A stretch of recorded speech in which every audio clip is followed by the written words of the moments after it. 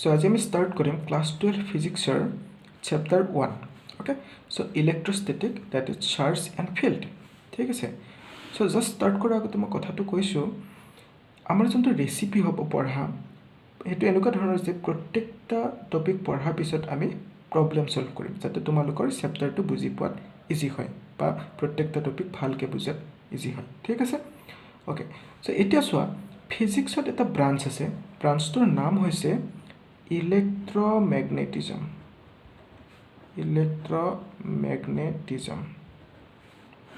Okay, এই ইলেক্ট্ৰমেগনেটিজম ব্ৰাঞ্চটোক আকৌ দুটা ভাগত ভাগ কৰিছে। সেইটো হৈছে, এটা হৈছে ইলেক্ট্ৰষ্টেটিক আৰু আনটো হৈছে ইলেক্ট্ৰডাইনামিক্স। ঠিক আছে, এতিয়া চোৱা দুইটাৰে মিনিংটো কি হয়। ষ্টেটিক মানে হৈছে ৰেষ্ট, যদি কিবা এটা বস্তু ৰেষ্টত থাকে সেইটোক আমি কওঁ ষ্টেটিক, আৰু ডাইনামিক্স মানে হৈছে মচন। ওকে, এতিয়া চোৱা, ইলেক্ট্ৰ মানে হৈছে চাৰ্জ, যদি চাৰ্জটো ৰেষ্টত থাকে সেইটো আমি কিহত পঢ়িম, ইলেক্ট্ৰষ্টেটিকত পঢ়িম, আৰু যদি চাৰ্জটো মচনত থাকে সেইটোক আমি পঢ়িম ইলেক্ট্ৰডাইনামিক্স ব্ৰাঞ্চটো। ওকে, এতিয়া চোৱা, ইলেক্ট্ৰষ্টেটিকত আমি কি কি পঢ়িম। ধৰা হ'ল তোমাৰ এটা চাৰ্জ আছে হাতত। ওকে, চ' এই চাৰ্জটো কেনেকুৱা ধৰণৰ হ'ব, ইয়াৰ বিষয়ে হওক, প্ৰপাৰ্টি হওক, সেইবোৰ বস্তু আমি এই ব্ৰাঞ্চটোত পঢ়িম। আৰু যেনেকৈ পটেঞ্চিয়েল হওক বা ইলেক্ট্ৰিক ফিল্ড হওক, বা ইলেক্ট্ৰিক ফ'ৰ্চ হওক বা পটেঞ্চিয়েল হওক,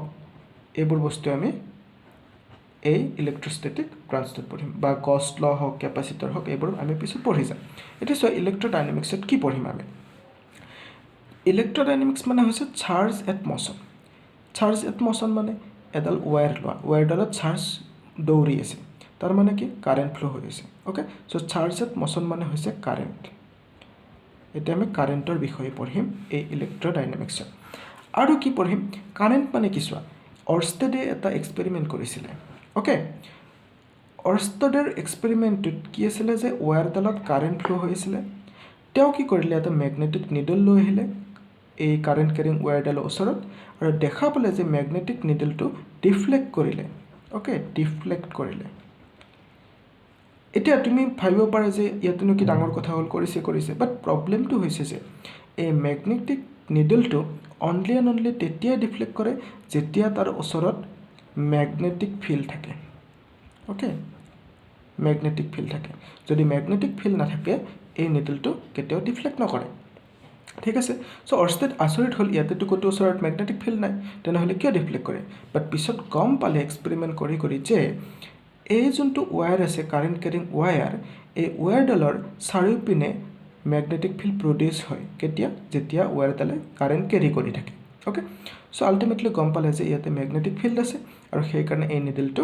ডিফ্লেক্ট হৈছে। ওকে, চ' তাৰ মানে কাৰেণ্ট কেৰিং হৈ থকা মানে কি হয়, মেগনেটিক ফিল্ড এছ'চিয়েট হৈ থাকিব লগে লগে। ঠিক আছে, চ' এতিয়া কাৰেণ্টৰ বিষয়ে পঢ়িম, যিহেতু ইয়াতে আমি মেগনেটিজমৰ বিষয়েও পঢ়িম। ঠিক আছে, চ' এনেকৈ আৰু বিভিন্ন ধৰণৰ বস্তুৰ কথা পঢ়িম, যেনেকৈ এ চি বুলি কওঁতে অল্টাৰনেটিং কাৰেণ্ট। তাৰপিছত আমি পঢ়িম ইলেক্ট্ৰমেগনেটিক ইণ্ডাকশ্যন, কেনেকৈ কাৰেণ্ট ইনডিউচ হয়। ওকে, চ' সেইবোৰ বস্তুৰ বিষয়ে পঢ়িম। ঠিক আছে, চ' এতিয়া আমাৰ প্ৰথম যোনটো চেপ্টাৰ, সেইটোত যোনটো তোমালোকৰ প্ৰথম টপিক, সেইটো হৈছে চাৰ্জ। ওকে, চ' আমি এতিয়া চাৰ্জৰ বিষয়ে পঢ়িম। ওকে, চোৱা,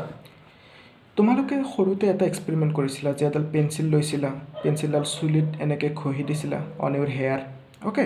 ঘঁহি দিয়াৰ পিছত কি হৈছিলে, সৰু সৰু কাগজৰ টুকুৰাবোৰ আছিল যে সেইবোৰ তোমালোকে এট্ৰেক্ট কৰিব পাৰিছিলা, বুটলিব পাৰিছিলা। কেনেকৈ সেই কথাটো বা কেনেকৈ এই ঘটনাটো ঘটে, কেনেকৈ এট্ৰেক্ট কৰিব পাৰে, সেইটো আজি আমি ইয়াতে পঢ়িম। ঠিক আছে, চোৱা, যেতিয়া তুমি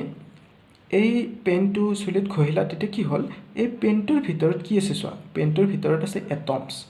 চ' এটম যদি আছে, এটমত ইলেক্ট্ৰন থাকিব। চ' ইলেক্ট্ৰনবোৰ ঘঁহি দিয়াৰ লগে লগে কি হয়, ইয়াৰ পৰা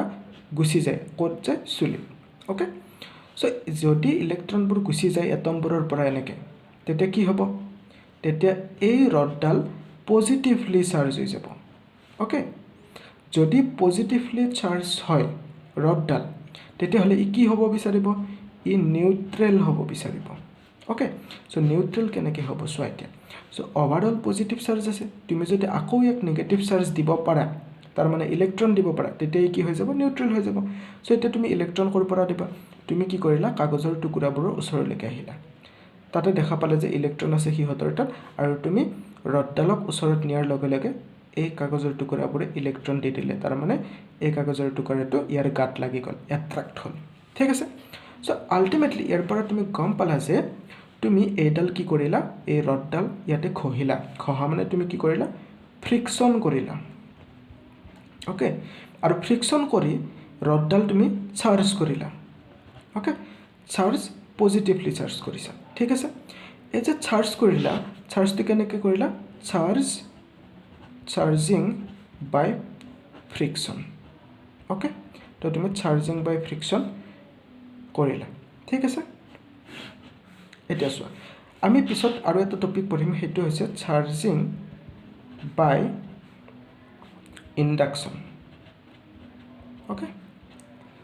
দুইটাৰ মাজত ডিফাৰেন্সটো এনেকুৱা আছে চাৰ্জিং বাই ফ্ৰিকশনত তুমি কি কৰিলা বস্তুটো ৰডডাল তুমি বা পেনটো কণ্টেক্ট কৰিলা টাচ কৰিছা ওকে কিন্তু চাৰ্জিং বাই ইণ্ডাকশ্যনত তুমি টাচ নকৰাকৈ চাৰ্জ কৰি দিবা ঠিক আছে এতিয়া চোৱা এই যে ঘটনাটো ঘটিল কি হ'ল ই ইলেক্ট্ৰিফাইড হ'ল ইলেক্ট্ৰিফাইড মানে কি চাৰ্জ হৈ যোৱা ওকে ইয়াতে কেনেকুৱাকৈ ইলেক্ট্ৰিফাইড হ'ল পজিটিভলি ইলেক্ট্ৰিফাইড হ'ল ইলেক্ট্ৰিফাইড ওকে সো ইয়াতে পজিটিভলি ইলেক্ট্ৰিফাইড হ'ল বা পজিটিভলি চাৰ্জ হ'ল ঠিক আছে সো আল্টিমেটলি তুমি গম পালা এটা আইডিয়া পালে যে চাৰ্জ কি বস্তু হয় এতিয়া চোৱা চাৰ্জ শব্দটো বা ইলেক্ট্ৰন শব্দটো ক'ৰ পৰা আহিছে সো আচলতে এই শব্দটো আহিছে গ্ৰীক দেশৰ পৰা ওকে গ্ৰীকত এটা আগতে আৰু 600 BC তাৰ আগৰ সময় ওকে বেছি মানে বিফোৰ ক্ৰাইষ্ট ওকে সো দেখা পালে মানুহে যে এম্বাৰ নামৰ এটা পাথৰ টাইপ বস্তু আৰু গুগলত চাই ল'বা তোমালোকে এম্বাৰ টাইপ কৰিলে ফটো আহি যাব ওকে সো এম্বাৰ যাৰ মিনিংটো হৈছে ইলেক্ট্ৰন ELK ওকে TRON এইটো গ্ৰীক ভাষাৰ শব্দ সো যাৰ মিনিং হৈছে এম্বাৰৰ মিনিংটো হৈছে ইলেক্ট্ৰন ওকে সো এই যোনটো এম্বাৰ আছে এম্বাৰটোৱে কি কৰিলে লাইট অবজেক্টবোৰ এট্ৰাক্ট কৰিলে ওকে মানুহবোৰে আচৰিত হ'ল কিহৰ কাৰণে এট্ৰাক্ট কৰিলে পিছত গম পালে যে এই এম্বাৰটোৱে এট্ৰাক্ট কৰিব পাৰিলে বিকজ এম্বাৰটো চাৰ্জড হয় আৰু সি নিউট্ৰেল হ'ব বিচাৰে নিউট্ৰেল কেনেকৈ হ'ব ওচৰে পাজৰে বিচাৰিব চাৰ্জ আৰু সেনেকৈ নিউট্ৰেল হ'ব ওকে সো এম্বাৰটোৱে চাৰ্জ আছিলে আৰু সেই চাৰ্জড এম্বাৰটোৱে এট্ৰাক্ট কৰিব পাৰিলে আৰু মানুহবোৰে গম পালে যে ই কিহৰ কাৰণে এট্ৰাক্ট কৰিব পাৰিলে আল্টিমেটলি চাৰ্জৰ কাৰণে ওকে সো তাৰপিছত মানুহবোৰে ষ্টাডি কৰিলে তাৰপিছত গম পালে চাৰ্জ দুটা টাইপৰ এটা হৈছে পজিটিভ এটা নেগেটিভ ওকে মই বেলেগ পেজ এখন লৈছোঁ সো এটা পজিটিভ চাৰ্জ এটা নেগেটিভ চাৰ্জ ওকে এতিয়া চাৰ্জটোক আমি কিউ বুলি লিখোঁ হা চাৰ্জটোক আমি কিউ বুলি এতিয়া নোট কৰোঁ এইটো হৈছে স্মল কিউ ওকে এতিয়া চোৱা এই স্মল কিউটো চাৰ্জটো পজিটিভো হ'ব পাৰে বা নেগেটিভো হ'ব পাৰে ওকে এতিয়া চোৱা যদি দুটা পজিটিভ চাৰ্জ থাকে দুটা যদি পজিটিভ চাৰ্জ থাকে এতিয়া কি কৰিব ইহঁতে ৰিপেল কৰিব ইটো সিটোক ওকে আৰু যদি দুটা এটা পজিটিভ আৰু এটা নেগেটিভ চাৰ্জ থাকে তেতিয়া কি কৰিব ইটো সিটোক এট্ৰাক্ট কৰিব তাৰ মানে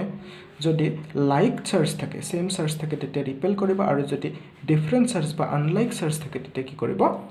এট্ৰাক্ট কৰিব ওকে সো ওভাৰঅল আই থিংক তোমালোকে চাৰ্জৰ বিষয়ে আইডিয়া এটা পাই গ'লা এতিয়া চোৱা তোমাক যদি কোনোবাই সোধে চাৰ্জৰ ডেফিনেশ্যনটো কি তো ডেফিনেশ্যনটো এনেকুৱা ধৰণৰ যে চাৰ্জ মই তোমালোকক নোটছবোৰ দি দিম চিন্তা কৰিব নালাগে ভিডিঅ'টোৰ একদম লাষ্টত তোমালোকে নোটছবোৰ পাই যাবা স্ক্ৰীনশ্বট মাৰি তোমালোকে লিখি ল'বা ওকে চাৰ্জ ইজ এইটো হৈছে ডেফিনেশ্যন ইজ এন ইন্ট্ৰিনচিক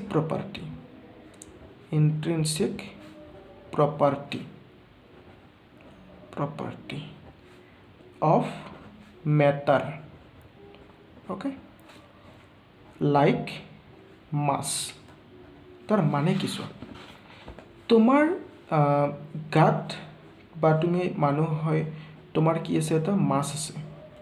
তোমাক যদি কোনোবাই কয় মাছটো ভাঙি চিঙি মাছটোৰ ভিতৰত কি আছে খুলি মেলি চোৱা তুমি পাৰিবা নেকি নোৱাৰা তাৰমানে তুমি মাছটো কি বস্তু তুমি ৰিচাৰ্চ কৰিব নোৱাৰা ওকে ঠিক তেনেকৈ তোমাৰ হাইট আছে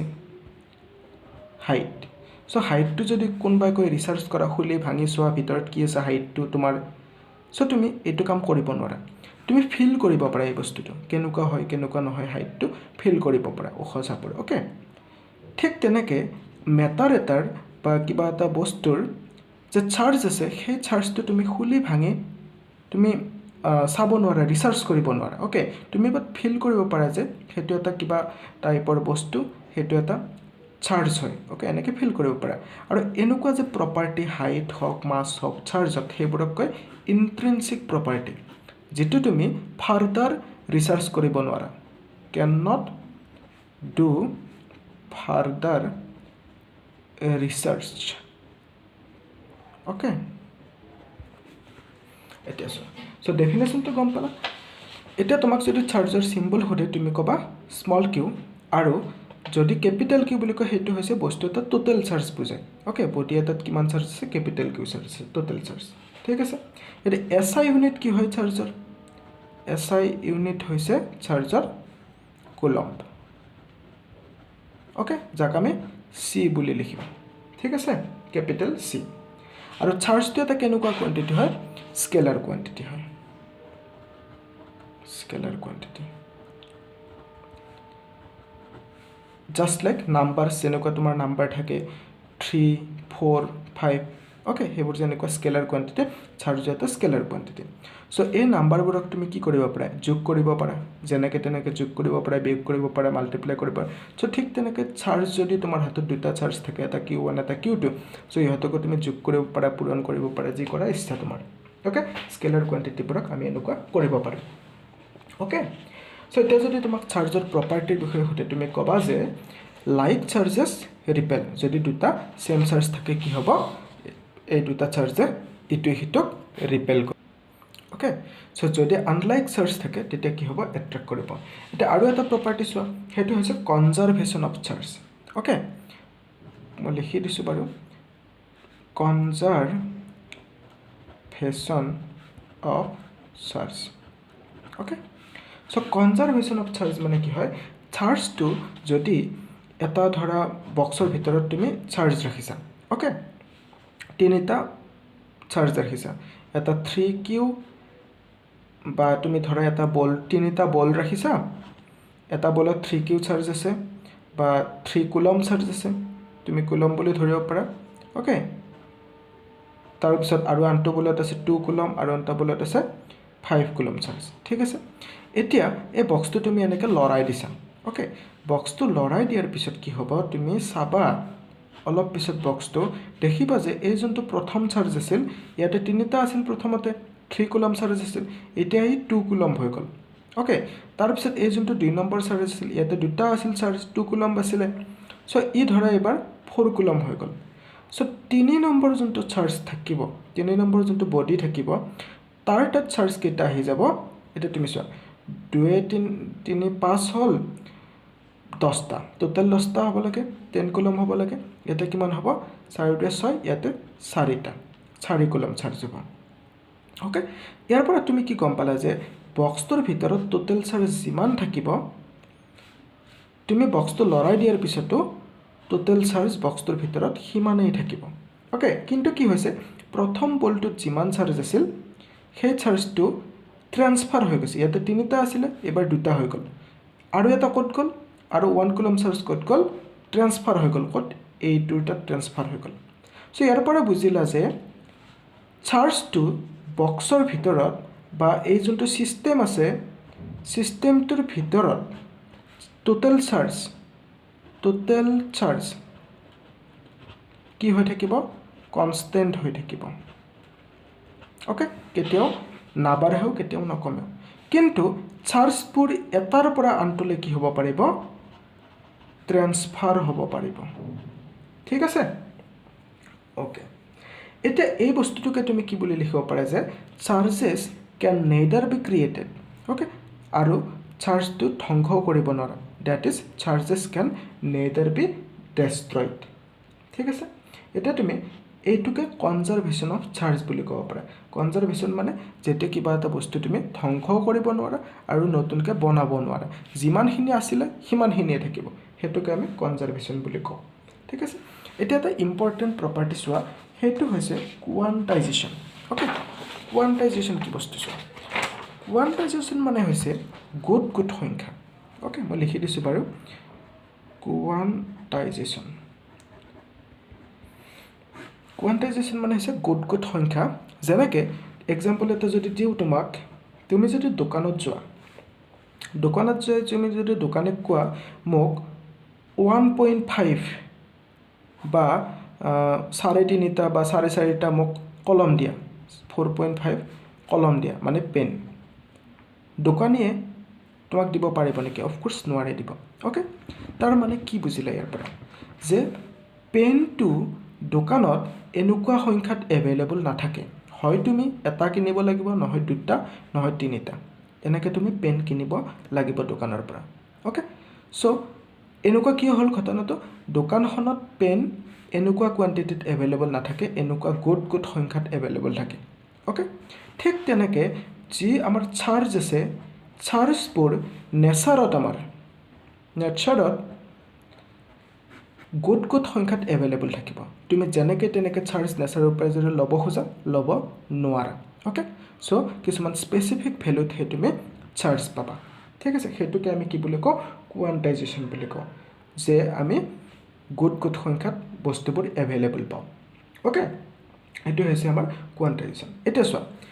যোনটো আমাৰ নেচাৰৰ বা ইউনিভাৰ্চত চবতকৈ স্মলেষ্ট চাৰ্জ আছে সেইটো হৈছে চাৰ্জ অফ ইলেক্ট্ৰন যাক আমি ই মাইনাছ এনেকৈ লিখিব পাৰোঁ সেইটোৰ ভেলু কিমান 1.6 ইনটু 10⁻⁻19 কুলম অ'কে চ' এইখিনি চাৰ্জ আমি নেচাৰত পাওঁ এইটো হৈছে স্মলেষ্ট চাৰ্জ অ'কে এই যোনখিনি চাৰ্জ আছে যদি এটা বডি দিওঁ তোমাক যদি কয় এই বডিটোত কিমান চাৰ্জ আছে তুমি এনেকুৱাকৈ ক'ব নোৱাৰা যে এই বডিটোত 4.5 অফ চাৰ্জ অফ ইলেক্ট্ৰনছ এনেকৈ ক'ব নোৱাৰা হয়তো ইলেক্ট্ৰনৰ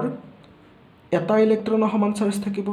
নহয় দুটা ইলেক্ট্ৰনৰ সমান চাৰ্জ থাকিব নহয় তিনিটা ইলেক্ট্ৰনৰ সমান চাৰ্জ থাকিব নহয় চাৰিটা নহয় 10 মিলিয়নটা বা 100টা ইলেক্ট্ৰনৰ সমান চাৰ্জ থাকিব অ'কে চ' এনেকুৱাকৈ চাৰ্জ তুমি নোপোৱা ঠিক আছে তাৰ মানে ইয়াৰ পৰা বুজিব পাৰিলোঁ যে তুমি ইলেক্ট্ৰনৰ চাৰ্জৰ আগত যদি এটা ইণ্টেজাৰ পজিটিভ ইণ্টেজাৰ মাল্টিপ্লাই কৰা ধৰা n এতিয়া n মানে কি বুজিবা n মানে হৈছে 1 2 3 4 5 ... টু ইনফিনিটি অ'কে চ' ইলেক্ট্ৰনৰ চাৰ্জৰ সমান বা ইলেক্ট্ৰনৰ চাৰ্জৰ সমান নহ'লে বা তাৰে লগত যদি তুমি ইণ্টেজাৰ এটা মাল্টিপ্লাই কৰা ইলেক্ট্ৰনৰ চাৰ্জটোৰ লগত সিমানখিনি চাৰ্জে নেচাৰত তুমি এভেইলেবল পাবা চ' এটা বডিত যদি চাৰ্জ কিমান আছে বুলি কয় তুমি কি ক'বা n ইনটু ইলেক্ট্ৰনৰ চাৰ্জৰ সমান চাৰ্জ আছে চ' n মানে কি 1 টু ইনফিনিটি ঠিক আছে চ' এটা বডিত চাৰ্জ কিমান থাকে ধৰা হ'ল টোটেল চাৰ্জ কেপিটেল কিউ আছে অ'কে চ' কেপিটেল কিউটোক আমি কি বুলি লিখিব পাৰিম n ইনটু ই অ'কে এতিয়া চোৱা এইটো এটা তুমি আল্টিমেটলি কি পালা ফৰ্মুলা পালা অ'কে কোৱাণ্টাইজেশ্যন প্ৰপাৰ্টিটোৰ পৰা এই ফৰ্মুলাটোত n মানে কি হ'ল 1 2 3 4 ... টিল ইনফিনিটি ঠিক আছে চ' মই আশা কৰিলোঁ যে তোমালোকে কোৱাণ্টাইজেশ্যন মানে কি হয় বুজি পালা অ'কে চ' এতিয়া আমি এটা প্ৰব্লেম কৰোঁ কোৱাণ্টাইজেশ্যনৰ ওপৰত প্ৰব্লেম 1 ধৰা অ'কে কুৱেশ্যনটো এনেকুৱা ধৰণৰ যে মই লিখি দিছোঁ just can a charge of 8 into 10⁻⁻18 coulomb be given to a body okay তাৰমানে তুমি এটা বডিক চাৰ্জ দিব বিচাৰিছা কিমান ইমানখিনি 8 ইনটু 10⁻⁻18 কুলম কিন্তু কুৱেশ্যনটো হ'ল বডিটোৱে সিমানখিনি চাৰ্জ একচেপ্ট কৰিব নেকি সো এইটো কেনেকৈ চাবা তুমি কি কৰিবা যদি বডিটোৱে চাৰ্জ ইমানখিনি চাৰ্জ একসেপ্ট কৰিব লাগে তেতিয়া বডিটোৱে চেক কৰিব যে এই চাৰ্জখিনি কোৱান্টাইজড হয় নে নহয় যদি কোৱান্টাইজ হয় তেতিয়া কি হ'ব এনৰ ভ্যালুটো 1 2 3 নহলে বা ইনফিনিটি লৈকে কিবা এটা ইন্টিজাৰ হ'ব সো তুমি চেক কৰা এতিয়া এনৰ ভ্যালু কিমান হয় কেনেকৈ চেক কৰিবা চোৱা সলিউশন ধৰা হল টোটাল চাৰ্জ বডিটো কিমান দিব হৈছে ক্যাপিটাল কিউ যিখিনি হৈছে 8 * 10 to the power -18 coulomb okay এটা ফৰ্মুলাটো কি কয় যে capital q = n * e charge of electron so ইয়াৰ পৰা তুমি কি লিখিব পাৰিবা n = q / charge of electron okay so q মানে কিমান আছিল 8 * 10 to the power -18 coulomb divided by ইলেক্ট্ৰনৰ চাৰ্জ কিমান 1.6 * 10 to the power -19 কুলম এটা তুমি এখিনি ক্যালকুলেশন কৰিবা ক্যালকুলেটৰ দেখিবা যে ভ্যালুটো আহে 50 ওকে সো এই যে 50 ভ্যালু আহিল এনৰ তাৰ মানে এনৰ ভ্যালু তুমি 50 পোৱা মানে বুজিলা যে এই কোৱান্টাইজ হৈছে ওকে গুড সংখ্যাত পাইছা তুমি যদি তুমি 50.2 পালা হয় তেতিয়া এনৰ ভ্যালুটো কোৱান্টাইজ বুলি ক'ব নোৱাৰিলা হয় 50 পাইছা সেইকাৰণে তুমি ক'ব পাৰিছা ওকে সো এনৰ ভ্যালু যেহেতু 50 পাইছা তেনেহলে কোৱান্টাইজ হৈছে তুমি চেক কৰিছিলা কোৱান্টাইজ আছিল নে নাই সো কোৱান্টাইজ আছে কাৰণে কি কৰিবা এতিয়া তুমি আনসাৰটো লিখিবা যে বডিটোক যদি তুমি ইমানখিনি চাৰ্জ দিব খোজা তেনেহলে বডিটোৱে একসেপ্ট কৰি ল'ব বঢ়িয়াকে ঠিক আছে ওকে এতিয়া তুমি আৰু এটা প্ৰবলেম জাস্ট মই কৈছো সিম্পল প্ৰবলেমটো হৈছে যদি দুটা ইলেক্ট্ৰন থাকে সো দুটা ইলেক্ট্ৰন আছে এটা ইলেক্ট্ৰন আৰু এটা ইলেক্ট্ৰন সো এটা ইলেক্ট্ৰন ধৰা আমেৰিকাত আছে আমেৰিকা আৰু এটা ইলেক্ট্ৰন ধৰা ইণ্ডিয়াত আছে ওকে সো ইণ্ডিয়া দুইটা ইলেক্ট্ৰনৰ মাজত ফোৰ্স লাগিবনে হেতু হৈছে কোৱেশ্চন ফোৰ্স লাগিবনে আৰু যদি ফোৰ্স লাগে তেনেহলে দুইটাৰ মাজৰ ফোৰ্সটো কি ফোৰ্স হ'ব ঠিক আছে সো এটো তোমালোকৰ কাৰণে হোমৱৰ্ক থাকিলে তোমালোকে কৰিবা ওকে আৰু মোক আনসাৰটো কমেন্ট সেকশনত কৈ দিবা এটা আৰু এটা কোৱেশ্চন চোৱা হে কোৱেশ্চনটো হৈছে যে এটা বডিৰ তাত এটা বডিত চাৰ্জ আছে ক্যাপিটাল কিউ সেইখিনি হৈছে 1.9 * 10 to the power -17 কুলম ঠিক আছে এটা কোৱেশ্চনটো হৈছে বডিটোৱে ইমানখিনি চাৰ্জ কন্টেইন কৰিব পাৰিবনে নাই okay can it contain this much amount of charge so তুমি কি কৰিবা আনসাৰটো কৰিব কাৰণে তুমি চাব লাগিব এই চাৰ্জখিনি কোৱান্টাইজ হৈ আছে নে যদি কোৱান্টাইজ হৈ আছে তেতিয়া হে এই বডিটোৱে সেই চাৰ্জখিনি ল'ব কোৱান্টাইজ হৈ আছে নে চাব লাগিলে কি কৰিবা তুমি n ৰ ভ্যালু উলিয়াব লাগিব n কিমান হ'ব n ৰ ভ্যালু কেনেকৈ উলিয়াবা ফৰ্মুলাটো লগাই দিবা okay q =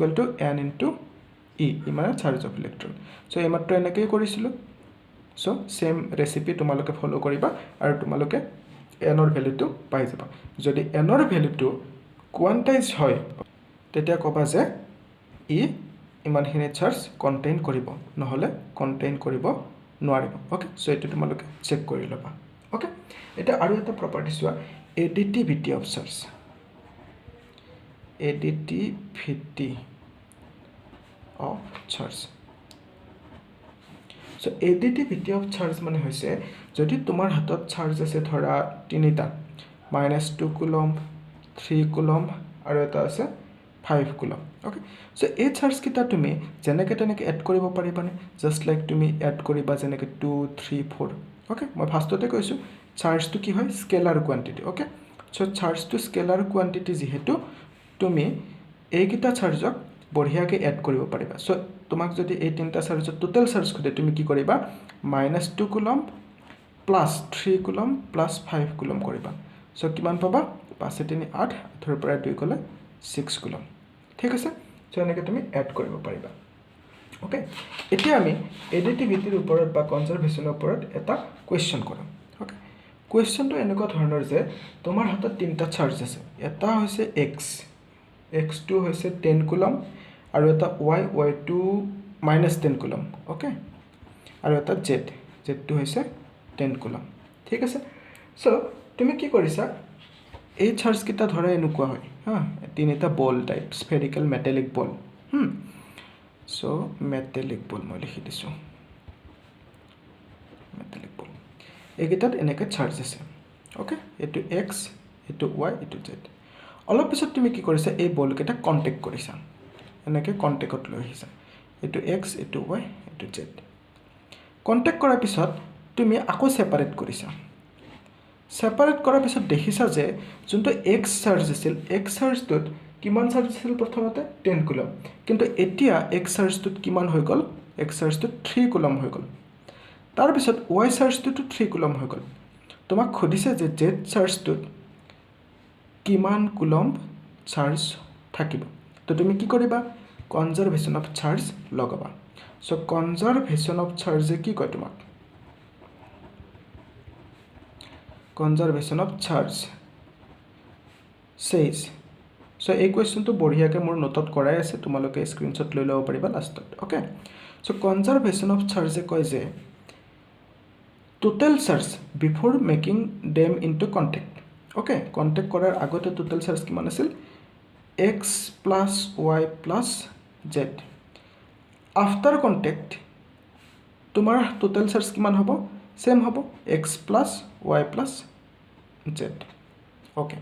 so before contact x ৰ ভ্যালু কিমান আছিল 10 plus minus 10 okay তাৰ পিছত হ'ব plus 10 is equal to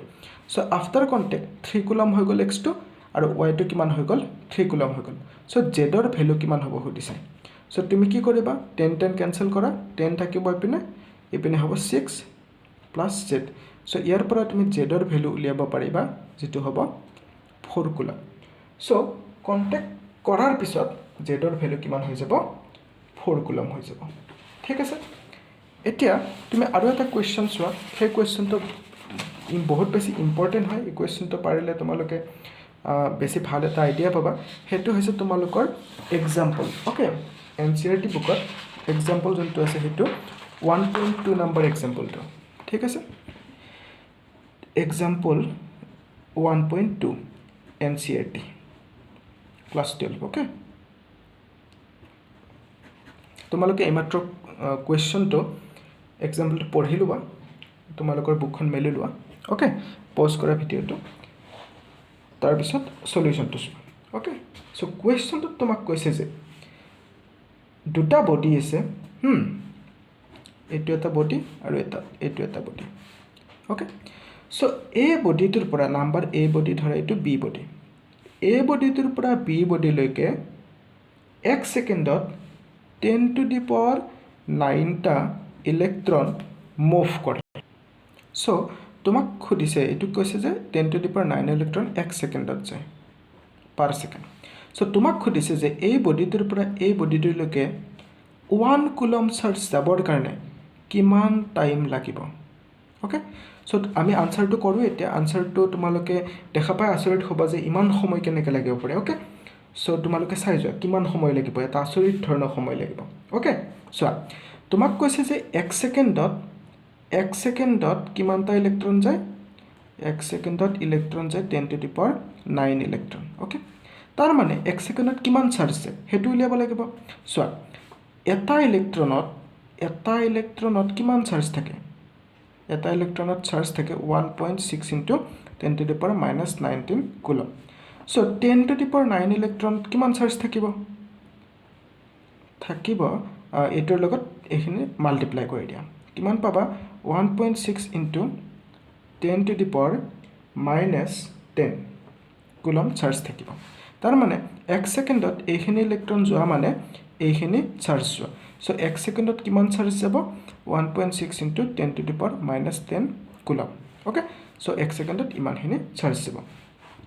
তোমাক খুদিছে 1 কুলম চাৰ্জতে কিমান সময় লাগিব এটা চোৱা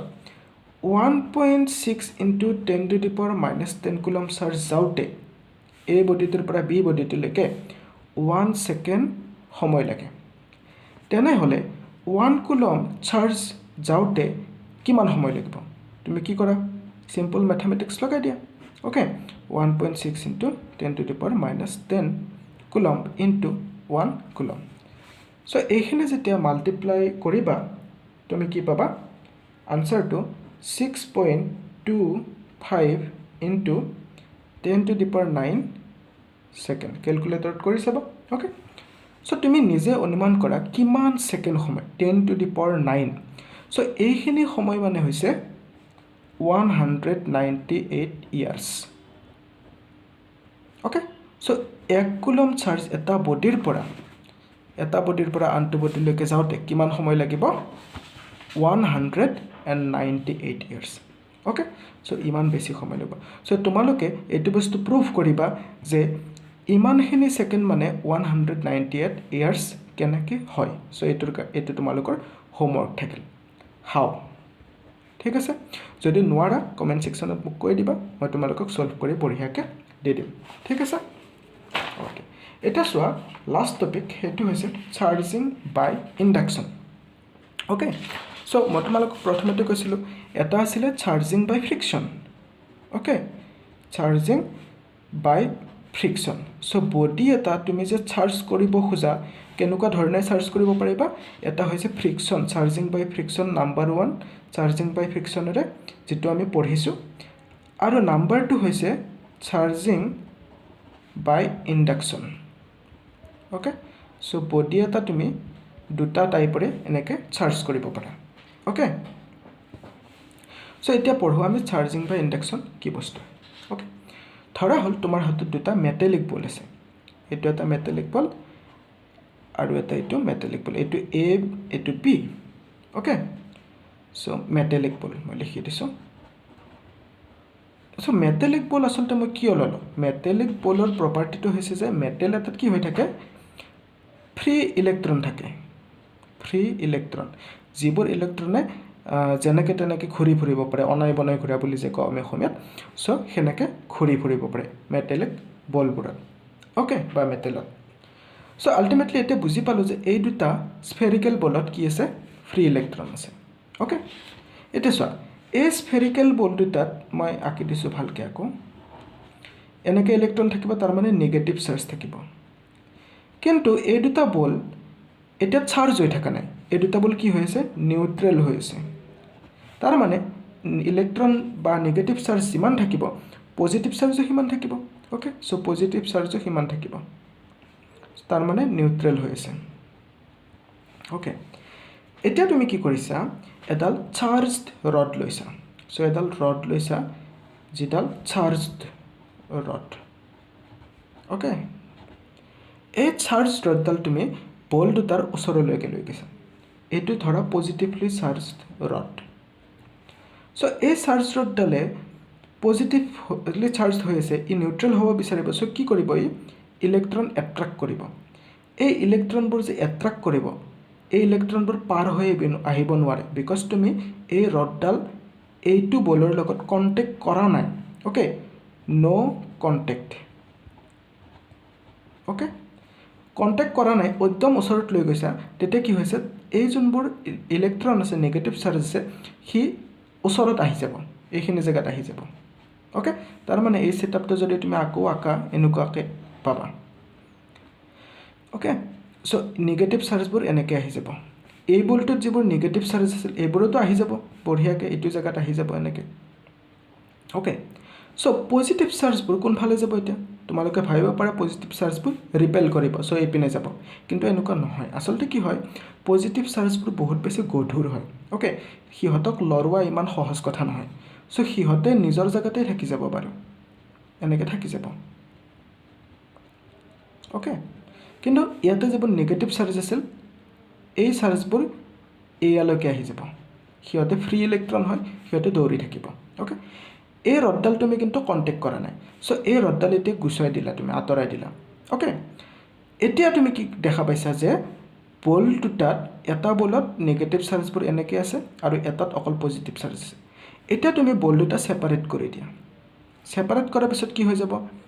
এই বলটোতো নেগেটিভ আৰু পজিটিভ চাৰ্জ থাকিব কিন্তু এই বলটোত নেগেটিভ চাৰ্জ বেছি থাকিব ওকে কাৰণ ইয়াৰে নেগেটিভ চাৰ্জবোৰ ইয়াতে আহি গৈছে okay so ultimately negatively charge হয় বুলি ক'ব পাৰা এই বলটো কি হৈ গৈছে এতিয়া এই বলটো পজিটিভলি চাৰ্জ হৈ গৈছে কাৰণ ইয়াৰে নেগেটিভ চাৰ্জবোৰ ক'ত গুচি গ'ল এইটো জায়গাত গুচি গ'ল সো ই হ'ব পজিটিভলি চাৰ্জ ওকে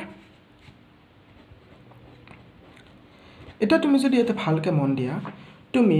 এই ৰডডাল ইয়াতে কণ্টেক্ট নকৰাকৈ টাচ নকৰাকৈ বল দুটা চাৰ্জ কৰি দিলা তাৰ মানে তুমি কি কৰিলা চাৰ্জিং কৰিলা বাই ইণ্ডাকশ্যন সো চাৰ্জিং বাই ইণ্ডাকশ্যন মানে হৈছে তুমি কণ্টেক্ট নকৰাকৈ এনেকুৱাকৈ এখন সৰুকৈ গেম খেলি বস্তু দুটা চাৰ্জ কৰিব পাৰা ঠিক আছে ওকে সো আই হোপ তোমালোকে বুজি পালা এইখিনি টপিক ওকে সো নেক্সট ক্লাছত আমি আকৌ পঢ়িম কুলম্বছ ল কি বস্তু ওকে কুলম্বছ ল সো নেক্সট ক্লাছত কুলম্বছ ল পঢ়িম তাৰপিছত ইলেক্ট্ৰিক ফিল্ড পঢ়িম ওকে যদি তোমালোকে ভালকৈ ভিডিঅ'টো বুজি পাইছা তেনেহ'লে বেলেগকো দেখাবা সবৰে হেল্প হওক ওকে আৰু যদি প্ৰব্লেম আছে কিবা তেনেহ'লে কমেণ্ট বক্সত কৈ দিবা বঢ়িয়াকৈ আৰু ইমান দেৰিলৈকে যিহেতু ভিডিঅ'টো চালে সো তোমালোকে লাইক শ্বেয়াৰ ছাবস্ক্ৰাইব সব কৰিবা ঠিক আছে এতিয়া সব মই তোমালোকক নোটছবোৰ দিবৰ কাৰণে ট্ৰাই কৰিম এনেকৈ দিলে সুবিধা হয় নে চাবা ওকে স্ক্ৰীনশ্বট মাৰি ল'বা চোৱা সো স্ক্ৰীনশ্বট মাৰি ল'বা ওকে ওকে যদি ক্লিয়াৰ হোৱা নাই ক'বা মোক মই আকৌ ভালকৈ দি দিম ওকে নেক্সট পেজটো দেখাই দিছোঁ বাৰু সো ডেফিনেশ্যন অফ চাৰ্জ তাৰ আগত এইখিনি আছিলে okay so definition of charge চোৱা তাৰপিছত চোৱা প্ৰপাৰ্টিজ স্ক্ৰীনশ্বট মাৰি ল'বা জল্দি জল্দি তাৰপিছত ভাল কপি এখনত লিখি ল'বা ওকে ওকে তাৰপিছত চোৱা এইখিনি এইটো কোৱান্টাইজেশ্যন আছিলে সো বস্তুবোৰ ছিষ্টেমেটিককৈ আছে ভয় খাব নালাগে বৰ্ডৰ কাৰণে এইখিনি তোমালোকৰ যথেষ্ট আৰু প্লাছ যিবোৰ মই কুৱেশ্যন কৰাইছোঁ JEE বা নেটৰ কাৰণে তোমালোকৰ কাম আহিব ভালকৈ ডেডিকেটেডলি পঢ়া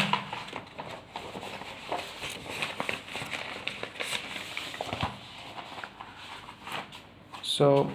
এইটো হৈছে কুৱেশ্যনটো a body has a charge of this much এইটো পচিবল হা তাৰপিছত এডিটিভিটি অফ চাৰ্জ এটা এটা প্ৰপাৰ্টি আছিলে সো এইটো কুৱেশ্যন আছিলে কনজাৰ্ভেশ্যনৰ ওপৰত আমি কৰিছিলোঁ ওকে তাৰপিছত এইটো হৈছে কুৱেশ্যন 198 ইয়াৰ্ছ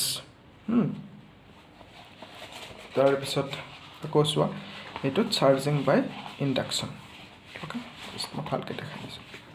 স্ক্ৰীনশ্বট মাৰিলোঁ